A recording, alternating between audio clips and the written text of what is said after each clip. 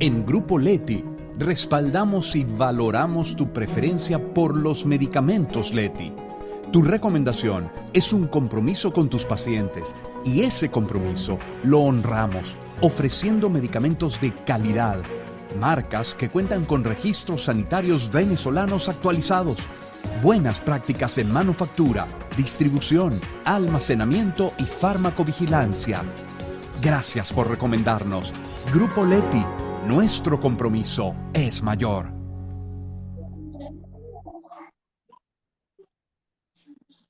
Buenas noches a todos.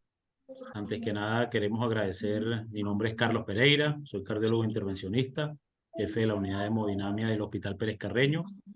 Antes que nada, quisiera agradecerle al Grupo Leti la invitación para este webinar y darle la bienvenida a la concurrida audiencia que nos acompaña. El día de hoy vamos a hablar del manejo actual de la antiagregación plaquetaria en los síndromes coronarios agudos. Para eso tenemos un invitado y amigo, el doctor José Luis Viloria, cardiólogo clínico, intervencionista, jefe del servicio de hemodinamia, jefe del servicio de cardiología del Hospital Miguel Pérez Carreño y cardiólogo intervencionista del Centro Médico de Caracas.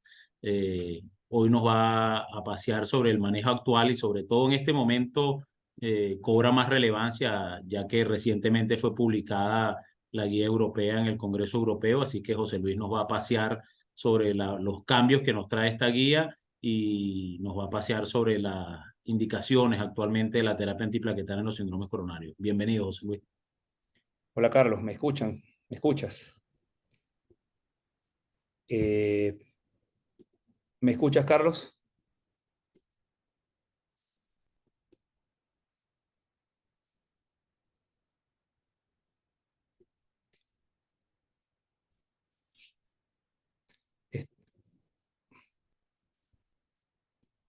Ok, Carlitos, ¿me escuchan? ¿Me escuchan bien?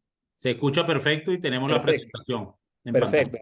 Muchas gracias a ustedes por la invitación. Les quiero dar las gracias al Grupo Leti por la gentil invitación, a ti por estar esta noche y evidentemente a todos quienes apartando un poco de su tiempo están hoy acá acompañándonos.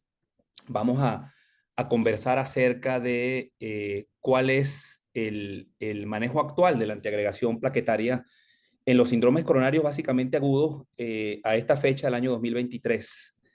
Y la primera cosa que tenemos que decir es que la esfera de la enfermedad arterial coronaria es muy amplia. Estoy convencido que todos los que estamos aquí escuchando conocen de este esquema. Tenemos que, en primer lugar, los síndromes coronarios agudos son la primera causa de muerte y mortalidad y morbilidad en todo el mundo, con sus dos presentaciones, con la elevación del ST y el sin elevación del ST. Pero luego tenemos otro grupo importante de pacientes, los llamados síndromes coronarios crónicos, cuya abanico de posibilidades y de entidades clínicas es más amplio. Hoy trataremos de, en aras del tiempo, de abocarnos a los síndromes coronarios agudos. Y es importante para todos tener en cuenta de que la enfermedad cardiovascular es una enfermedad panvascular, lo he dicho en otras oportunidades, es una enfermedad que pues involucra a todos los territorios vasculares, arteriales. Sin embargo, cuando hablamos del territorio coronario, nos damos cuenta de que estos pacientes comienzan entonces con factores de riesgo para desarrollar este tipo de enfermedad ateromatosa. Luego estos mismos pacientes pasan por episodios asintomáticos o con síntomas leves hasta en el último momento, cuando esa placa vulnerable se accidenta y se asocia entonces a un proceso trombótico. Y es aquí entonces cuando la antiagregación plaquetaria forma o juega un papel fundamental.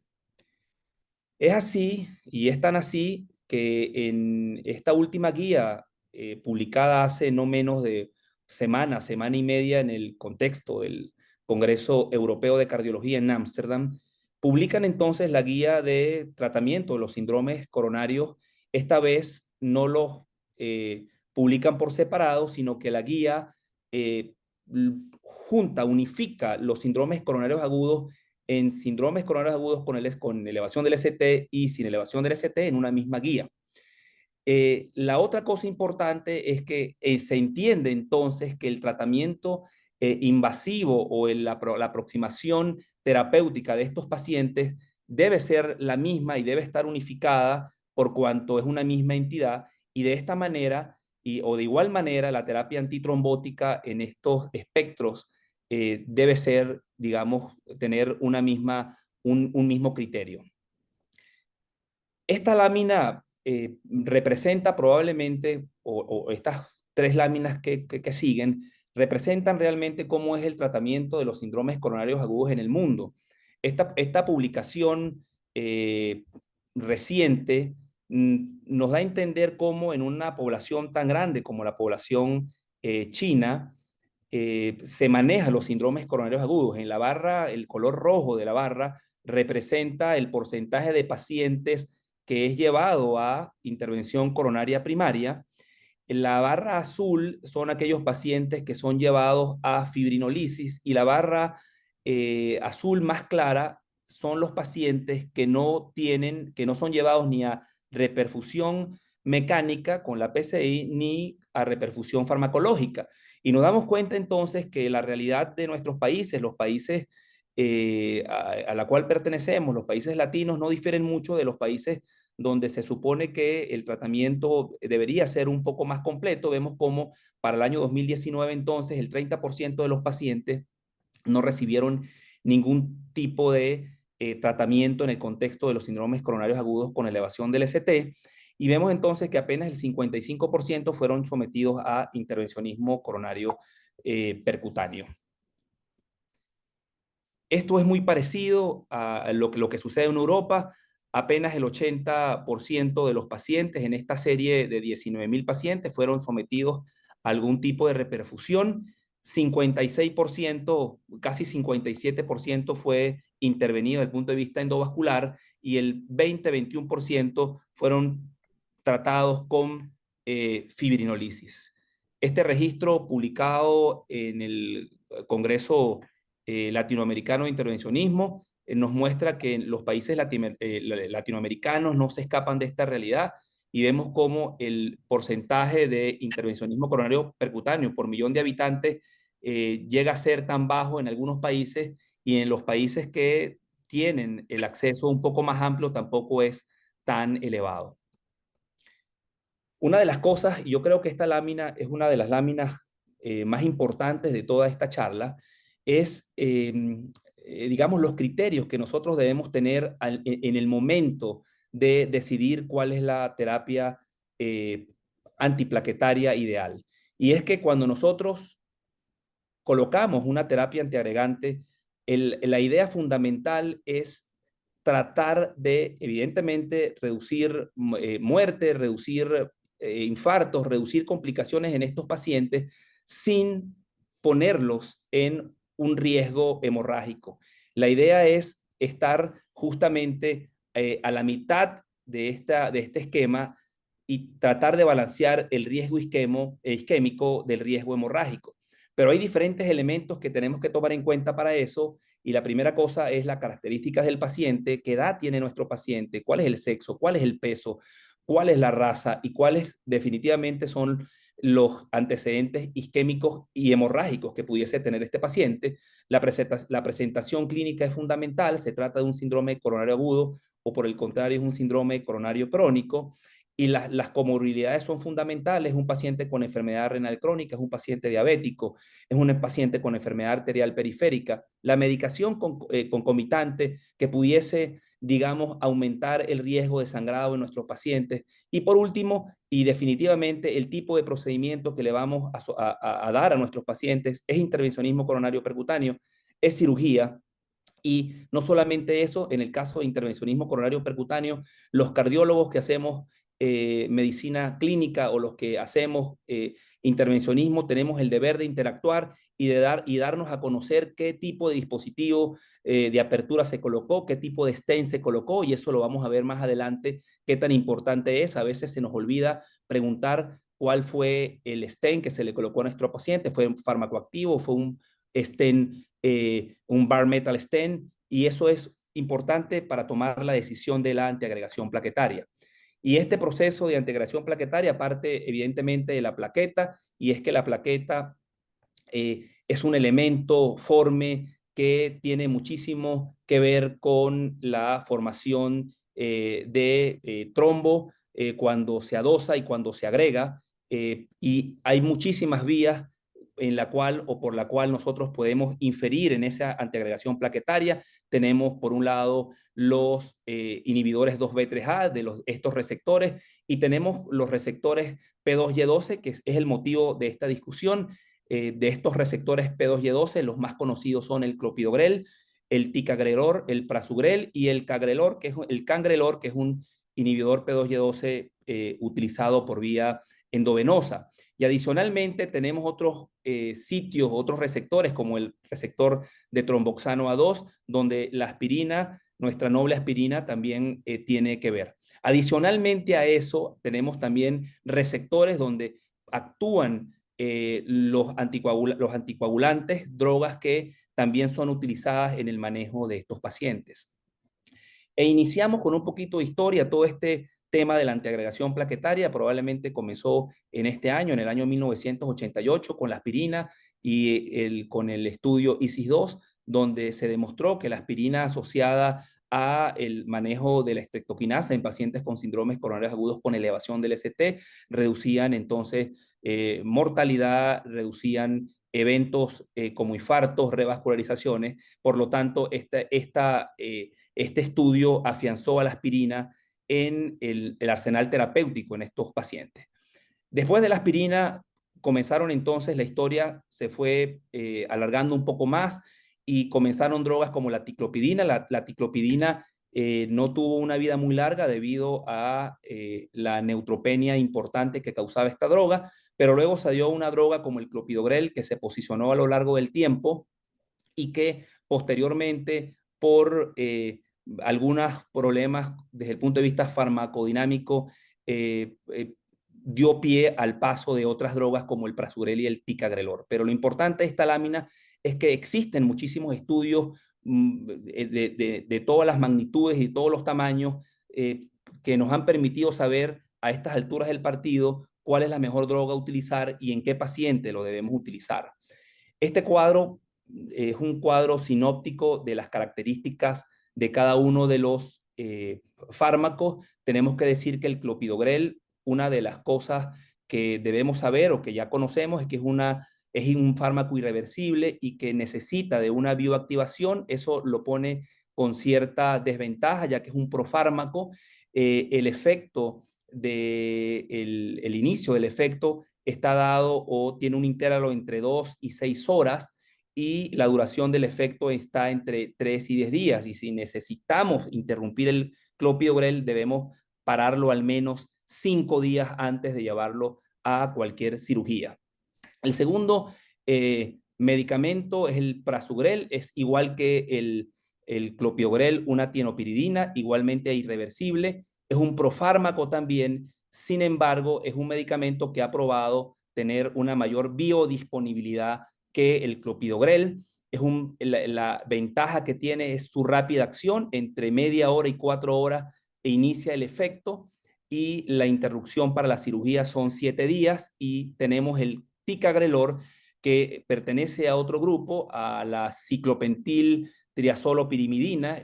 A diferencia de los otros dos anteriores, es un fármaco reversible, no necesita de la bioactivación, y igual que el prasugrel, el inicio de acción está dado entre la media hora y las 2 horas. Y eso permite entonces, al igual que el previo, darlo mucho antes o inmediatamente cuando se va a hacer el intervencionismo coronario percutáneo en caso de darlo. El estudio CURE fue uno de los estudios bandera del clopidogrel. Este estudio demostró cómo cuando se comparó con placebo, disminuyó la mortalidad cardiovascular por todas las causas, el infarto agudo del miocardio, todo esto a 12 meses, a los 12 meses del estudio. Y si somos un poquito o vamos un poquito más allá, vemos entonces como uno de los estudios importantes fue el estudio Clarity Time 28, que testeó clopidogrel en pacientes que fueron tratados con trombolisis, y vemos cómo cuando agregamos clopidogrel a la terapia estándar, que en ese momento era aspirina, y el trombolítico, la streptokinasa, el clopidogrel redujo de manera significativa todos los puntos primarios, como fueron muerte por causa cardiovascular, infarto recurrente e isquemia. Estudio muy parecido fue el brazo del Clarity, el PCI Clarity, que nos dio a entender que los pacientes que iban a ser sometidos a intervencionismo coronario, no solamente a tratamiento médico, también se beneficiaron importantemente de esta droga. Ahora, ¿qué ha pasado entonces si esta droga es tan importante?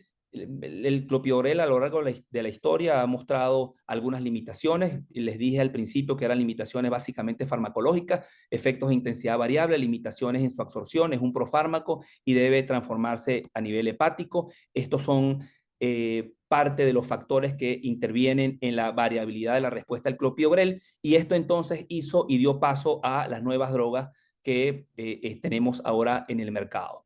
Una de esas drogas fue el prasugrel. El prasugrel, su bandera, su estudio bandera fue el estudio Triton Time 38, presentado en el año 2007, y demostró que cuando se comparó con clopidogrel, disminuyó significativamente las muertes por causas cardiovasculares, el IM no fatal, los accidentes cerebrovasculares, las nuevas revascularizaciones y las trombosis del stent. Sin embargo, estos beneficios no fueron del todo, no fueron gratis realmente. El sangramiento mayor fatal y no fatal, cuando se comparó estas dos drogas, evidentemente fue mucho mayor, y esto fue estadísticamente significativo en el grupo de prasugrel. En cuanto a si el prasugrel se pudiese utilizar en pacientes que no son sometidos a intervencionismo coronario percutáneo, este escenario se estudió en el estudio Trilogy ACS, pacientes con síndromes coronarios agudos que no fueron sometidos a intervencionismo coronario percutáneo. En este estudio se probó en pacientes mayores de 75 años y menores de 60 años la mitad de la dosis, es decir, 5 miligramos, y vemos entonces como no hubo diferencia significativa en los puntos importantes. Sin embargo, el sangramiento en estos pacientes fue mucho mayor en el grupo de prasugrel. En cuanto al pretratamiento con prasugrel, y esto lo vamos a tocar más adelante, el estudio ACOS lo estudió, y utilizaron entonces, antes del ingreso del paciente a las salas de emergencia, la mitad de la dosis, 30 miligramos antes del intervencionismo, y luego 30 miligramos al momento del intervencionismo. Después, eso completó 60 miligramos al momento del intervencionismo coronario percutáneo, y vimos entonces que no hubo ningún beneficio de darle la mitad de la dosis del medicamento antes del intervencionismo coronario percutáneo. Sin embargo, lo que sí fue significativo fue el sangramiento en el grupo pretratado. Probablemente esto es una de las razones por la cual cuando nos preguntamos si vamos a usar pretratamiento con el grupo de prasugrel, la respuesta contundente es no, no debemos usar pretratamiento con prasugrel. Seguimos entonces con la otra droga, el estudio Plato, 18,000 pacientes. Esto fue un estudio, el estudio bandera del ticagrelor. Es un estudio donde, al igual que el estudio previo, se demostró ventaja significativa del ticagrelor, esta molécula, sobre el clopidogrel. Sin embargo, a diferencia del prasugrel, el sangramiento no fue estadísticamente significativo en el grupo de ticagrelor respecto al clopidogrel. La otra cosa importante y muy importante en este estudio es que en este estudio se logró bajar la mortalidad total. Es decir, esto es una droga probablemente después de la aspirina y estos estudios previos que logró demostrar la disminución de la mortalidad total. Cuando hablamos de trombosis de stent, este estudio también logró disminuir la trombosis definitiva en los pacientes a los cuales fueron sometidos a intervencionismo coronario percutáneo. El estudio Atlantic quiso testear o quiso averiguar si el ticagrelor prehospitalario era mucho mejor que darlo dentro de la sala, es decir, testeó el pretratamiento del ticagrelor en los síndromes coronarios agudos con elevación del segmento ST y vemos entonces que no hubo ninguna diferencia entre dar ticagrelor antes o después basado en la resolución del ST en el momento de la intervención o la mejora del flujo coronario una vez hecha el intervencionismo coronario percutáneo. Sin embargo, y es importante aclarar, a diferencia del estudio previo, del estudio ACOS con prasugrel en pretratamiento, en este estudio no hubo una diferencia significativa en el sangrado en la terapia de pretratamiento o en la terapia de el tratamiento hospitalario. Ticagrelor de manera más prolongada se testeó, se hizo este estudio, el estudio Pegasus-TIMI, se testeó dar ticagrelor después del año, probaron dos dosis, 90 miligramos y 60 miligramos. Hubo evidentemente una mejoría en los puntos finales primarios en ambas dosis, sin embargo, el sangramiento fue mucho mayor en ambas dosis con respecto al placebo. Es decir, probablemente este estudio lo que nos dice es que usar una droga tan potente como el ticagrelor después del primer año habría que evaluarlo y ver si realmente vale la pena y ver el riesgo isquémico versus el riesgo hemorrágico. Una de las cosas importantes que nos preguntamos en el día a día es qué pasa con los pacientes que son sometidos a trombolíticos. En este contexto, sabemos que el medicamento que acompaña a la aspirina en los pacientes sometidos a trombolisis por naturaleza es el clopidogrel. El clopidogrel ya ha sido testeado en este escenario. Sin embargo, el ticagrelor en el año 2019 se testeó en este estudio, en el estudio TRET, donde se evaluó la posibilidad de utilizar el ticagrelor en pacientes sometidos a fibrinolisis. Es importante aclarar que el 30% de los pacientes que fueron sometidos a fibrinolisis fueron sometidos con fibrinolíticos no específicos, que es lo que nosotros utilizamos prácticamente en la vida real en nuestro país. ¿Qué pasó? No hubo mayor diferencia significativa entre el ticagrelor y el clopidogrel. Sin embargo, lo más importante de esto es que desde el punto de vista de seguridad no hubo diferencia entre el clopidogrel en lo que más nos importa, probablemente lo que estamos pensando cada uno de lo que está viendo esto, que es en el sangrado. No hubo diferencias entre el sangramiento mayor ni el sangramiento por los criterios del estudio Plateau ni por el estudio BAR. Tampoco hubo ninguna diferencia en cuanto a hemorragias intracraneales. Entonces, ¿qué aprendizaje nos podemos llevar de este estudio? Que si bien es cierto, el clopidogrel sigue siendo la droga ideal en los pacientes o tratados con trombolisis, el ticagrelor puede ser una opción perfectamente válida y segura a la hora de tratar a estos pacientes. Ahora bien, ¿qué nos dicen la guía? ¿Qué es bueno, qué es malo? Y esto nos ayuda un poquito a aclarar cuál es la decisión médica. Como dijo Carlos al inicio, hace una semana y media se publicó las guías de síndrome coronario de la Sociedad Europea de Cardiología, y estos son los tips más importantes que nosotros debemos recordar. Evidentemente tenemos que leernos toda la guía para poder saber los detalles, pero por aras del tiempo va a ser muy difícil hacerlo. Lo más importante y la primera cosa que debemos hacer es que a todos los pacientes hasta este momento y lo que la evidencia nos aclara, debemos darle aspirina si no tiene ningún tipo de contraindicación. ¿Qué dosis de aspirina? La más baja que podamos, así evitamos sangramientos gastrointestinales. La segunda cosa importante es que todos los pacientes debiesen llevar un antiagregante plaquetario asociado a la aspirina, un inhibidor P2Y12. Ese inhibidor debe ser llevado al menos a 12 meses en la mayoría de los escenarios. Ya vamos a ver que la tendencia hoy es a variar la duración de la antiagregación dependiendo del paciente que tenemos al frente. La dosis del clopidogrel entre 300 y 600 miligramos y 75 miligramos una vez al día. Sin embargo, lo más importante de esto, y es lo que quiero transmitir, es que el clopidogrel debiese usarse, si el ticagrelor o el prasugrel no está disponible. Discúlpeme. Si el prasugrel o el ticagrelor no está disponible. Así que probablemente todas las indicaciones de las guías de práctica clínica están basados en el hecho de que se supone que estamos usando prasugrel o ticagrelor por encima del clopidogrel. El ticagrelor recomendado, independientemente de la estrategia que estemos usando, así lo demostró el plató, bien sea invasiva o bien sea conservadora, a la dosis que están viendo. El prasugrel es recomendado prácticamente en aquellos pacientes que son sometidos a intervencionismo coronario percutáneo, no para aquellos pacientes que decidimos tratarlos desde el punto de vista médico.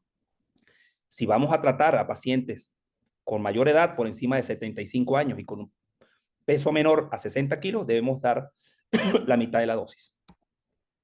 Si los pacientes presentan o se presentan con un síndrome coronario agudo y esos pacientes se le tiene que suspender la antiagregación plaquetaria para ser sometidos a una intervención o una cirugía, debiésemos retomar nuevamente la antiagregación plaquetaria doble después de la cirugía hasta por al menos 12 meses. Otra cosa importante, y esto es una indicación nueva de esta guía, y por eso les digo que el manejo es un manejo que no es estricto. Nos recomiendan con una clase 2, con un nivel de evidencia B, que en aquellos pacientes ancianos, y para esta guía ancianos son los pacientes mayores de 70 años, y con alto riesgo de sangrado, con muy alto riesgo de sangrado, debiésemos tomar en cuenta el clopidogrel como el acompañante de la aspirina para evitar entonces complicaciones hemorrágicas. En cuanto al pretratamiento, esto es un punto extremadamente álgido que lo hemos venido manejando desde hace algún tiempo debido a la aparición de estas dos moléculas como es el prasugrel y como es el ticagrelor.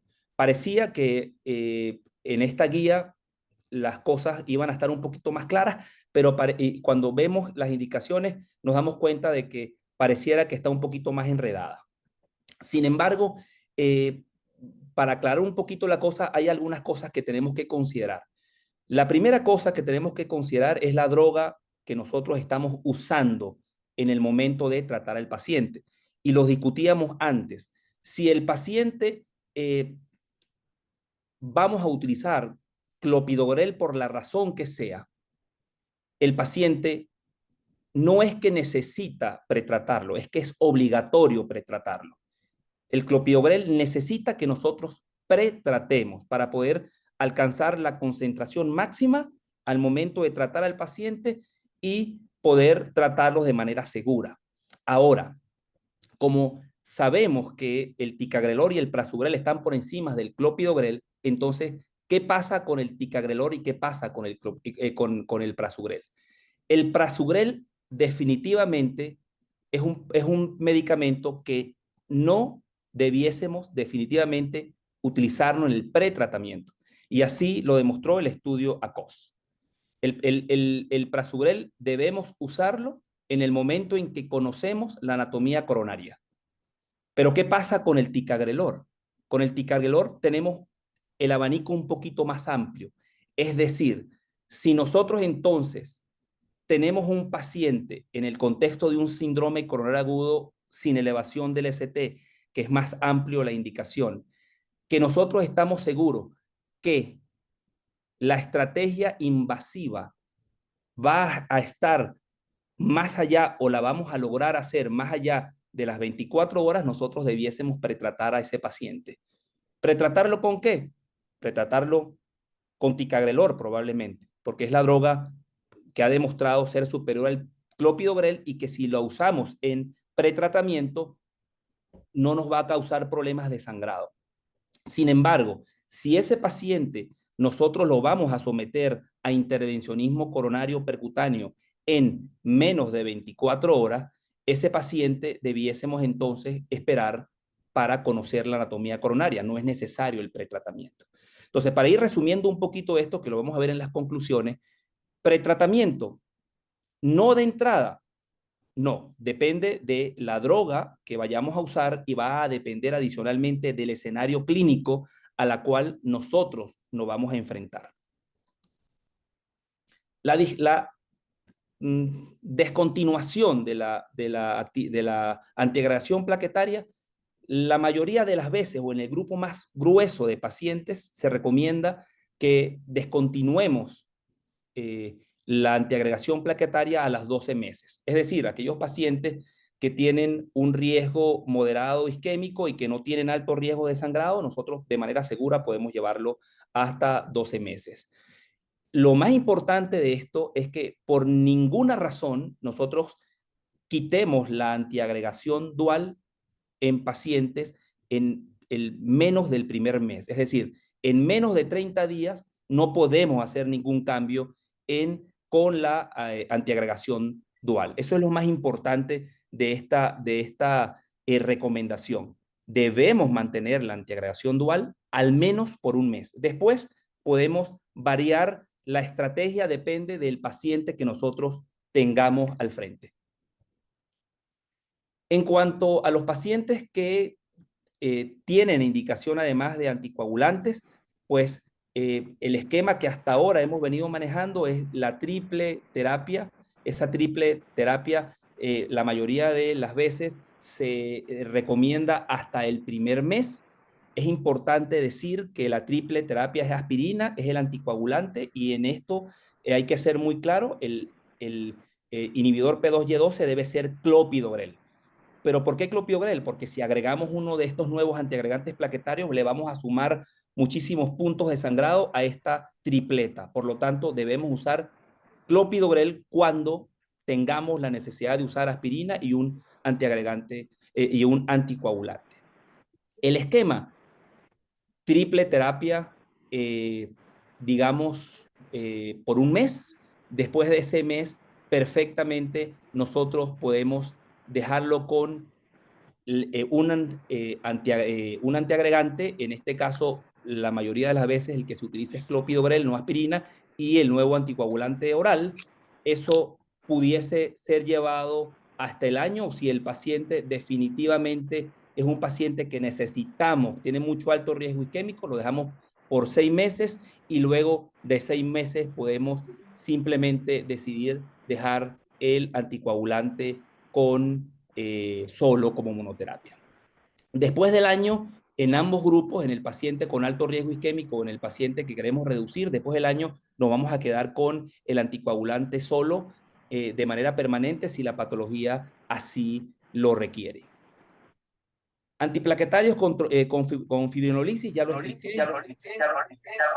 Ya lo expliqué, aspirina con clopidogrel es lo recomendado. Sin embargo, en pacientes menores de 75 años y se puede utilizar ticagrelor como alternativa razonable. Este fue el estudio TRET y esta recomendación fue sacada de la guía de revascularización publicada por la American College of Cardiology en el año 2018. En cuanto, otra pregunta clara, en cuanto al switching, ¿qué hacemos si el paciente nos llegó a la emergencia y ya viene recibiendo clopidogrel? ¿Cómo vamos a hacer para switcharlo al ticagrelor? Y digo ticagrelor porque no podemos switcharlo al prasugrel porque no hay estudios al respecto. Sin embargo, en el estudio Plato, más o menos el 50% de los pacientes que venían o que fueron randomizados venían tomando dosis de carga de clopidogrel entre 300 y 600. Por lo tanto, se demostró ya en el estudio pivote que ese switch es completamente seguro. Es decir, en conclusión, si tenemos la necesidad de pasar de clopidogrel a ticagrelor, la idea es darle la dosis de carga completa, 180 miligramos, independientemente del tiempo en la cual se le dio el clopidogrel, evidentemente si no hay contraindicación para el ticagrelor. Algunas recomendaciones para disminuir el sangrado del paciente si va a ser llevado a intervencionismo coronario percutáneo. La vía radial está más que demostrado que cuando se compara con la vía femoral, sobre todo en un paciente de alta posibilidad de sangrado, pues disminuye por sí sola la tendencia a sangrar. En estos pacientes la dosis de aspirina debe ser una dosis baja, o no debemos irnos con una dosis mayor de la que está descrita entre 75 y 100. Debemos combinar un inhibidor de la bomba de protones cuando se utiliza antiagregación dual, y lo que en algún momento estuvo en boga de hacer función plaquetaria de rutina, eso es no está en este momento demostrado que sea beneficioso, y está con un nivel, una clase 3 con un nivel de evidencia A. Estas son algunas escalas, no vamos a entrar en detalle, pero lo importante es que hay algunos criterios mayores y menores para saber cuál paciente puede sangrar, y tenemos entonces que tomar en cuenta que aquellos pacientes que están anémicos, que tienen plaquetas por debajo de 100.000 plaquetas, pacientes con enfermedades hepáticas, pacientes con un cáncer activo, pacientes con cirugías recientes, son pacientes que pudiesen darnos qué hacer en cuanto al riesgo hemorrágico. Escalas existen, el Precise DAP es uno de los que más se utiliza, el DAP Score, es decir, la idea de esta diapositiva es auparlos a usar las escalas de riesgo para saber cuándo el paciente nos puede sangrar, y de esta manera facilitarnos decidir qué antiagregante plaquetario va. Monoterapia antiagregante, estamos probando muchísimas, o se está probando en el mundo muchísimas maneras de disminuir el sangrado. Hay algunos estudios con ticagrelor y con clopidogrel. El estudio con ticagrelor, el Global Leader, el Twilight, ya demostró estos dos estudios que podemos suspender perfectamente la aspirina al mes y mantener el ticagrelor a partir del mes como monoterapia. Entonces, estos estudios nos pueden dar cierto aliciente en el manejo de pacientes con alta posibilidad de sangrado. Conclusiones, entonces, para abrir la discusión, que es lo más interesante. Nosotros debemos individualizar al paciente evaluando el riesgo isquémico versus riesgo hemorrágico. Creo que esto es lo más importante y es lo que tenemos que hacer más allá de leer textualmente las guías. Nosotros debemos saber qué paciente tenemos al frente. ¿Qué paciente? Si el paciente se beneficia entonces de darle la terapia antiagregante, y cuál terapia. Considerar siempre el uso del ticagrelor o el prasugrel antes que el clopidogrel. Y esto es lo que las guías de práctica clínica nos dicen. Y las decisiones y las recomendaciones están basadas en esta premisa. Cuando nosotros utilicemos clopidogrel, debe estar justificada muy bien el hecho que lo estemos utilizando. El pretratamiento no está indicado con prasugrel. A la luz de estas nuevas recomendaciones, pudiese ser una opción con ticagrelor, y el pretratamiento siempre debe hacerse con clopidogrel porque simplemente lo necesita para estar seguro de que su efecto sea el indicado. Usar antiagregantes menos potentes en pacientes con alto riesgo de sangrado, eso es una verdad sine qua non. Nosotros tenemos que utilizar y ver qué tenemos al frente y decidir en base a eso lo que nosotros vamos a utilizar. El ticagrelor puede ser una alternativa segura en pacientes post-trombolisis. Recordemos que la droga que acompaña a la aspirina clase con nivel de evidencia 1A es el clopidogrel, pero podemos usar el ticagrelor. Evaluar la posibilidad de monoterapia en pacientes con muy alto riesgo, ya tenemos muchísimos estudios y creo que cada vez más vamos a tener que individualizar el paciente para tener una terapia antiagregante para cada paciente. Muchísimas gracias por la atención y espero que les haya servido. Excelente presentación, José Luis. Muy didáctica. Nos has paseado por los elementos más relevantes de la guía del 2023 de la Sociedad Europea, y adicionalmente has traído a cotación los trabajos iniciales con clopidogrel, que fueron la matriz por donde empezó todo la terapia antiplaquetaria dual.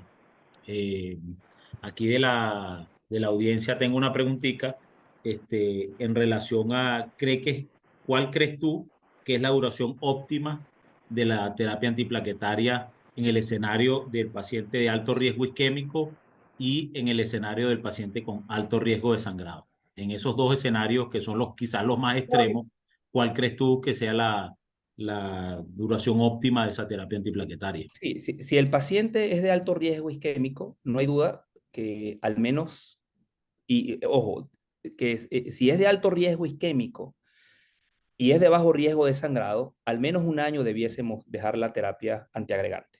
Y la guía reciente así lo demuestra. No acorta el tiempo. El tiempo es un año. Ahora, inclusive Hasta el moderado, incluyera yo. pudiésemos alargar el tiempo dependiendo de lo que tengamos al frente. Ahorita salió un estudio reciente que monitoreó el uso del clopidogrel después de un año, el OPBRIDGE, y ese estudio demostró que dar clopidogrel de manera más extendida es beneficioso y es de manera segura. El ticagrelor, después de un año, ya lo presenté, el riesgo, el beneficio no es tanto, pero aumenta el riesgo de sangrado. Es decir, que definitivamente en ese paciente con alto riesgo isquémico, con bajo riesgo de sangrado, la terapia tiene que ser entonces al menos un año, y prolongar la terapia depende, probablemente con clopidogrel, dependiendo del paciente. Ahora, si el paciente tiene alto riesgo de sangrado, la cosa se pone un poquito más compleja, porque yo pudiese decirte, si el paciente tiene muy, muy alto riesgo de sangrado, yo le doy, por ejemplo, una droga como el ticagrelor con aspirina, y al mes yo le pudiese quitar la aspirina y dejarlo con monoterapia, es decir, lo voy a dejar con monoterapia. Es ¿De acuerdo? correcto. La Hay otra suficiente posibilidad evidencia es, con el Twilight y todo. correcto, y la otra posibilidad es, en la medida de que ese paciente tenga mayor o menor riesgo, hacer decalamiento. Es decir, comenzar con una droga en el primer mes de mayor potencia, prasugrel o ticagrelor, si no hay ninguna contraindicación para ella, y seguidamente pasarla a una droga de menor potencia como el clopidogrel. O sea que tenemos muchas cosas con la cual podemos jugar. Es correcto, es correcto. De hecho, yo en mi práctica clínica habitual, como un comentario aparte, y uno ve en los trabajos, si bien todos los cardiólogos tememos de los eventos hemorrágicos, en estos trabajos que tú mencionas, con los sangrados VAR o con los sangrados de TIMI, los sangrados fatales o las hemorragias fatales o hemorragias intracraneales son muy bajas. Realmente la mayoría de los sangrados son sangrados que no comprometen inicialmente la vida del paciente. Entonces uno debe tener eso en cuenta, sobre todo porque quizás el riesgo isquémico inicial del paciente es muy elevado, sobre todo dependiendo de la anatomía coronaria, y uno debe tender a proteger al paciente, sobre todo como tú dices, en las fases iniciales, quizás ser un poco más agresivo, y siempre hay la opción de poder descalar el paciente después, ya que haya pasado la fase más aguda. Sí, yo creo que lo que tú dices, y volver a reafirmar lo que digo, el primer mes, las primeras 4 semanas son no negociables. Es decir, hasta Es este correcto. momento, las primeras 4 semanas no es negociable. Después de las 4 semanas, usted puede hacer lo que el paciente le vaya diciendo en su evolución clínica. Lo dejo por Correcto. un año, lo dejo por 6 meses, lo voy decalando, hago monoterapia. Pero eso va a depender. Pero las primeras 4 semanas, que es una de las cosas que debemos estar aquí claro, no podemos negociar. Es correcto, es correcto. Otra pregunta que tenemos por aquí de la audiencia, ¿cuál crees tú debe ser el manejo en nuestro medio, donde, como dijiste inicialmente, nuestra baja tasa de terapias de reperfusión probablemente en nuestro medio llega a menos de 50%, sobre todo nosotros que hacemos medicina en un hospital también, probablemente nuestros pacientes llegan lo que llamamos nosotros fuera de ventana en muchísimas ocasiones y no tienen opción en ese momento ni a recibir un fibrinolítico, y probablemente no tienen opción a hemodinamia de entrada. ¿Cuál Sí, sería la conducta para ti más plausible en estos pacientes? la conducta académica es muy sencilla. En ese paciente, el medicamento ideal es darle ticagrelor.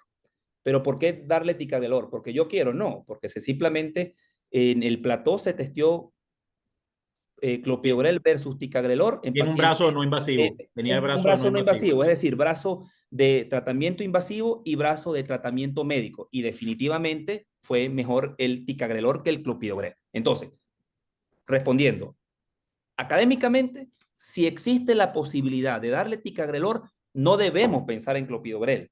Entonces, pero ahora vienen las medias tintas en nuestro medio. Bueno, pero ¿será que si el paciente tiene acceso, si el paciente no tiene acceso, será que podrá adquirir el clopidogrel? Que eso es una verdad que también es el ticagrelor. Todas esas cosas hay que evaluarlas porque una cosa es cierta, una vez que comenzamos con la terapia, en las primeras 4 semanas, si por la razón que sea suspenden la antiagregación plaquetaria, la cosa va a ser peor. Entonces, respondiendo, ¿cuál debería ser la terapia médica que en estos pacientes que no van a intervencionismo?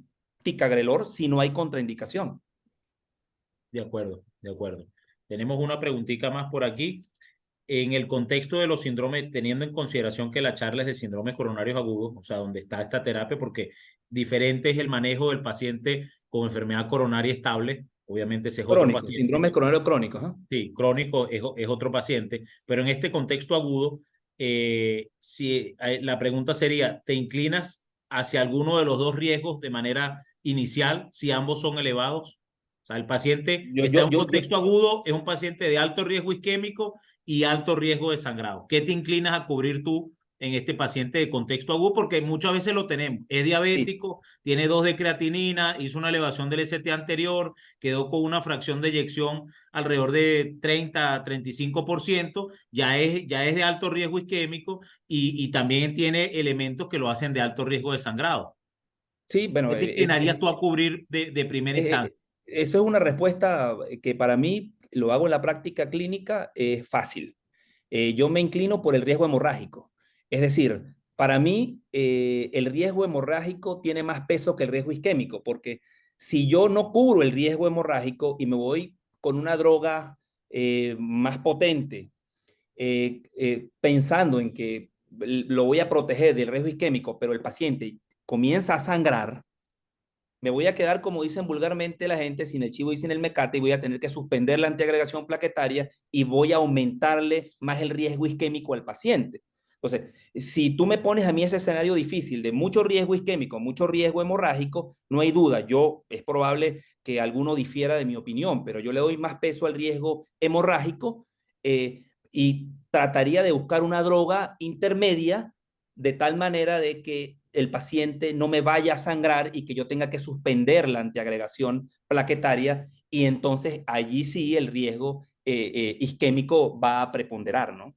No sé cuál es tu opinión, De acuerdo, o la de gente acuerdo, pudiesen de chatear, acuerdo ¿no? contigo. O sea, lo peor que puede pasar, como tú dices, las primeras 4 semanas no se negocian. Lo peor que le puede pasar en caso de que el paciente haya recibido una intervención coronaria percutánea, una angioplastia primaria, lo peor que le puede pasar a un en las primeras 4 semanas es dejarlo sin la terapia doble. O sea, cualquiera que tú escojas, no importa la que tú escojas, la combinación que se escoja, si lo dejas sin la terapia doble, tienes un alto riesgo de que ese stent tenga problemas a corto o mediano plazo con mucha probabilidad. Entonces yo Totalmente. considero contigo, habría que ser cauto y darle el mayor beneficio sin extremar, siempre cuidando el riesgo de sangrado. De hecho, ese Sí, high sí, bleeding no. risk que hablan los americanos es obviamente una espada de Damocles para el tratamiento. Una cosa importante, Carlos, ahorita que estoy aquí haciendo remembranza, y discúlpame que me salga un poquito de tu pregunta, pero no puedo dejarlo pasar con respecto al pretratamiento. Una de las cosas negativas que tiene el pretratamiento es que si tú pretratas al paciente y el paciente es llevado a intervencionismo coronario percutáneo y dentro de la sala de hemodinamia nosotros decidimos hacer una cosa diferente, es decir, llevarlo a revascularización quirúrgica, probablemente le vamos a quitar la oportunidad porque ya lo hemos pretratado. Discutíamos entre bastidores tú y yo de que, bueno, hay registros donde ese porcentaje de pacientes en el contexto agudo es bastante bajo, los que son llevados a cirugía. Sin embargo, ese porcentaje existe y si nosotros pretratamos a ese paciente sin tener realmente un basamento, se nos puede complicar un poquito el asunto. Entonces, por eso es que si pretratamos o no pretratamos, también ese es un elemento que debemos considerar de manera importante. Por ahí que leía a David, me acordé inmediatamente que David es un cirujano excelente cardiovascular.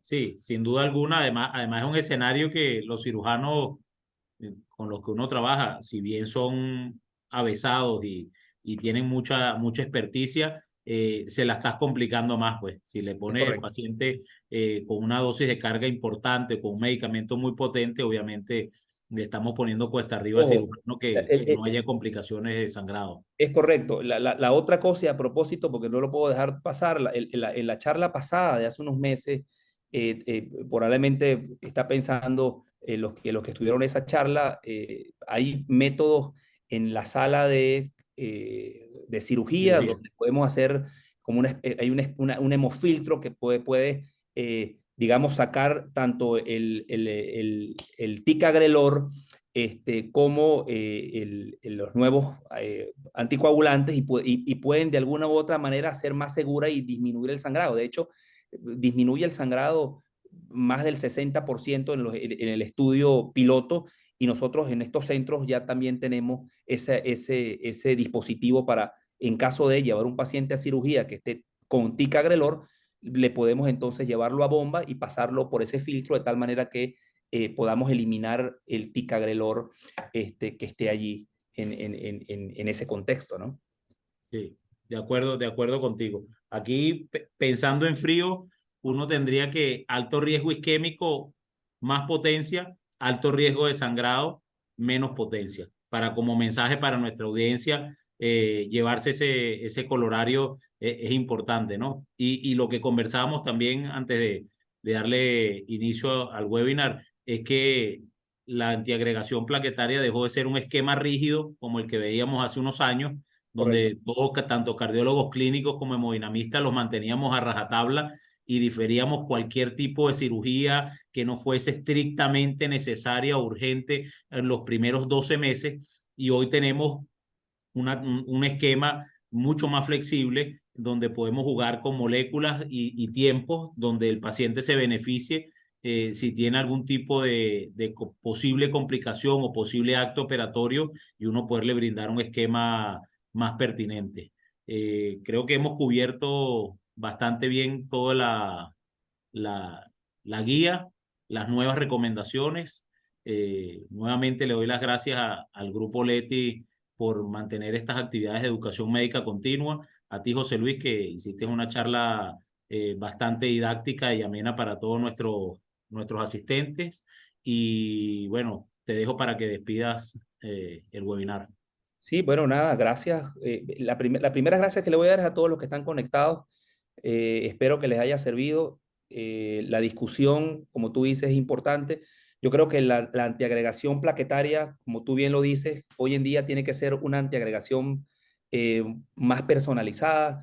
Es una antiagregación frente al paciente, qué riesgo tenemos, qué no, tenemos varias posibilidades. Evidentemente tenemos que conocer cuáles son las ventajas y cuáles son las debilidades de los antiagregantes plaquetarios, y para eso están los textos, para eso están las guías que nos orientan, pero tenemos que saber que tenemos un mundo de posibilidades y de esquemas en estos pacientes, en los pacientes con síndromes coronarios agudos.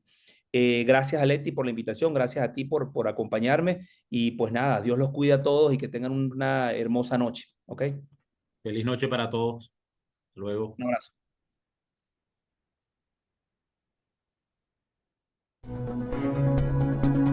En Grupo Leti, respaldamos y valoramos tu preferencia por los medicamentos Leti. Tu recomendación es un compromiso con tus pacientes, y ese compromiso lo honramos ofreciendo medicamentos de calidad, marcas que cuentan con registros sanitarios venezolanos actualizados, buenas prácticas en manufactura, distribución, almacenamiento y farmacovigilancia. Gracias por recomendarnos. Grupo Leti, nuestro compromiso es mayor.